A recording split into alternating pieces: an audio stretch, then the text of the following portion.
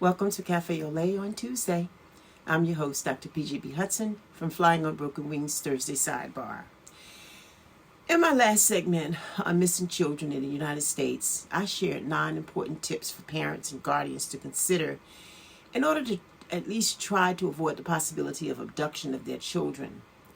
I also said I'd post them on Facebook, and I did. So feel free to either revisit my IG page or go on my Facebook page to reference those tips. It's really worth it. Even if you can't use it, pass the information on. This week, I'll be talking to you a bit about the results of 2 studies and some statistics around missing children as it relates to white children versus black and brown children, and an organization committed to doing something about this nightmare. So in a 2010 study, even though about a third of all missing children in the FBI's database were black, they only made up about 20% of the missing children cases covered in the news.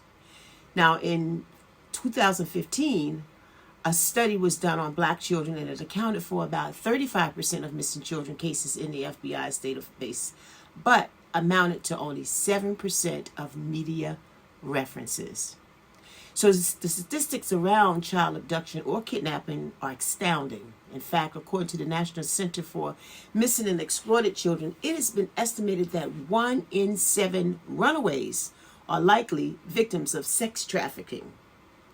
The good news is that an organization called SavedInAmerica.org has assisted parents and law enforcement in recovering more than 250 children nationwide from traffickers since 2014, and they provide assistance to high-risk juvenile facilities so that they can protect these children from further exploitation of pimps and predators.